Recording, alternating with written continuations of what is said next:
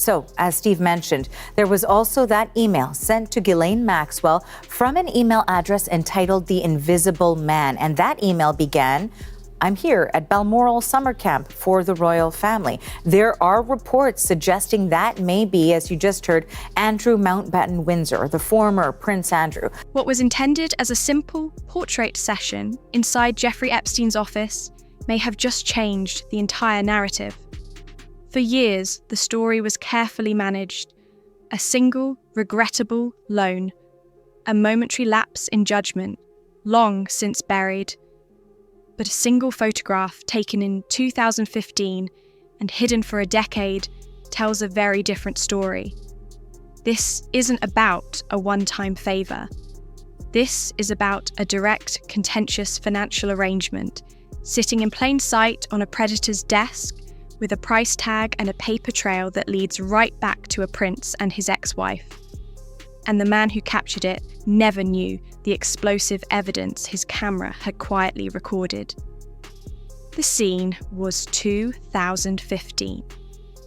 Vanity Fair photographer Christopher Anderson was in Jeffrey Epstein's office on assignment, there to take pictures for a profile by journalist Michael Wolff. As he set up his shots, his eye wasn't on evidence, it was on composition, on light. But as he framed a wider shot of the desk, his camera captured something else entirely. A single sheet of paper left casually beside the keyboard, a printed email. Anderson took the picture, the profile eventually got spiked under mysterious pressure, and the hard drive with that image was collected and seemingly gone. For nearly 10 years, that digital file sat dormant. When Anderson recently recovered it from an old backup, he didn't just find a relic of a cancelled story. He found a live wire. Dated February 17th, 2011, it's sent from Epstein's own AOL account. It's addressed to Prince Andrew's then private secretary, Amanda Thirsk. And it's copied directly to the prince himself and to Sarah Ferguson. The subject line is a chillingly mundane piece of business. Settlement, John O'Sullivan. The language of the email is where the old narrative completely falls apart. It's cold, transactional, and dripping with the frustration of a creditor who's been strung along. Epstein writes, and I'm paraphrasing the key points here. For 2 months, financial arrangements have been agreed directly between the Duke, the Duchess, and myself. Yet, from what I understand, there is no plan to pay me the $59,933 I am now clearly owed. He then states he reduced the original amount, $72,596, down to that sum to reach an agreement. And here's the knockout punch. He claims the Duchess emailed him twice to say this offer was acceptable to both her and the Duke. This isn't a friendly, discreet loan between acquaintances. This is a formal, negotiated settlement over a significant debt. He specifically says the Duchess owed him for wages. Wages. And he states plainly, in writing, that both Andrew and Sarah were not just aware, but active participants who had accepted the terms. This single document places Andrew at the heart of a financial negotiation with a sex trafficker. This evidence atomizes the story the palace has let stand for over a decade.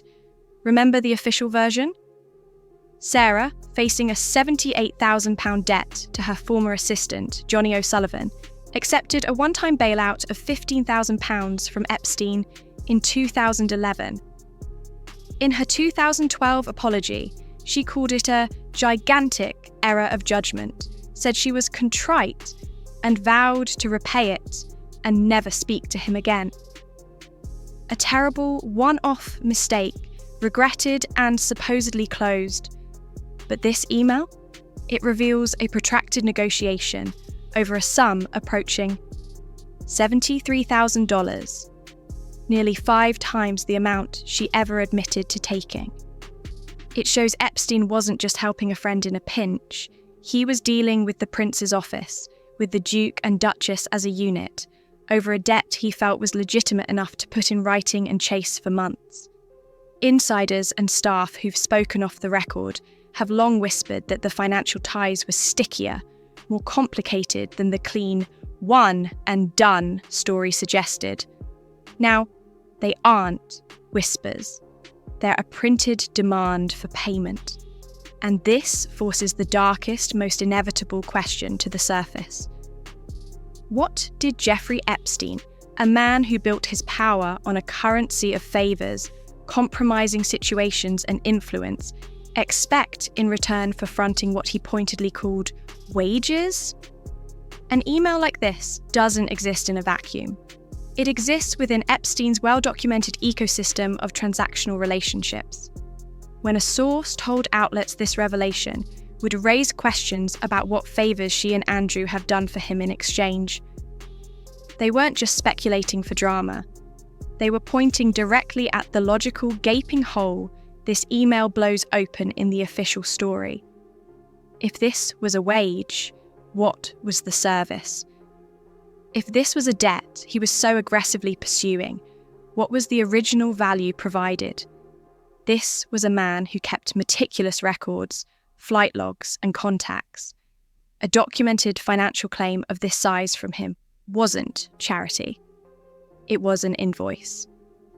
Now, consider how desperately Epstein tried to keep this exact kind of evidence from seeing the light of day.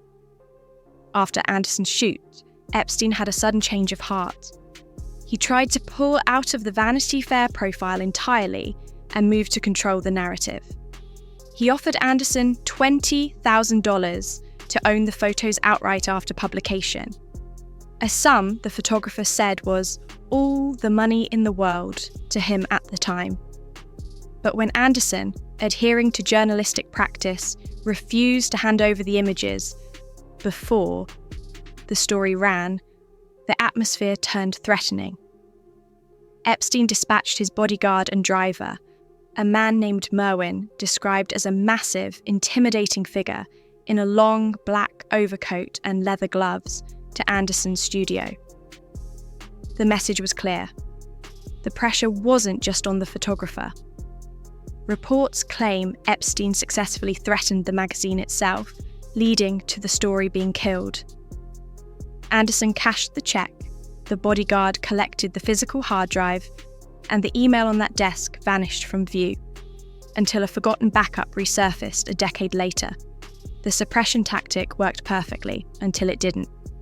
Today, this buried email resurfaces in a radically different world for Andrew Windsor. The protective shield of the institution has been withdrawn. King Charles, upon ascending the throne, made a definitive and ruthless break. Andrew and Sarah were stripped of their formal his/her Royal Highness styles and their remaining royal patronages. He is no longer Prince Andrew, the Duke of York. He is Andrew Windsor, a private citizen carrying the monumental baggage of his associations. He's reportedly in a tense, ongoing battle to maintain his tenancy at the 30-room Royal Lodge, a fight underpinned by severe financial pressures. And across the Atlantic, the political and legal pressure for him to provide sworn testimony before the US Congress about the full nature of his relationship with Epstein hasn't faded. It's a constant low drumbeat that this email will amplify. For American investigators, this isn't tabloid gossip. It's a dated, sourced financial document that suggests a deeper, more substantive entanglement than has ever been officially acknowledged. It's a new key for unlocking old doors. So we're left circling back to the most haunting, simple phrase in that entire email.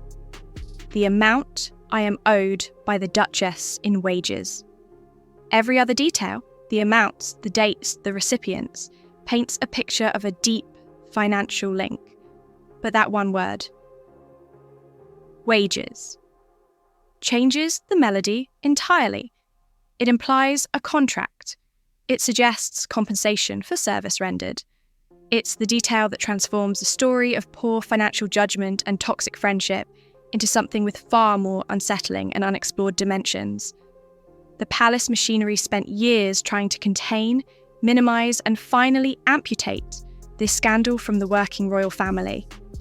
They might have believed the book was closed, but this photo, this careless slip of paper on Epstein's desk, proves the most damning chapters were never fully written. They were just waiting to be developed. What do you think this email truly represents? A simple debt, or something far more indicative of the relationship between the Windsor family and Jeffrey Epstein? The word wages is the clue that won't let this story rest. If you're hooked by these deep dives into the unresolved tensions and hidden papers of the royal world, you need to be part of this conversation. Hit subscribe to Royal Family Daily right now. We don't just report the headlines, we investigate the shadows behind them. We connect the dots the palace hopes you'll miss. Tap that subscribe button and hit the notification bell. Because when the next piece of hidden evidence emerges, and it will, you'll see it here first, broken down with the detail and perspective you won't find anywhere else. This story is far from over, and on this channel, neither is our investigation. Subscribe to Royal Family Daily and let's see what gets uncovered next.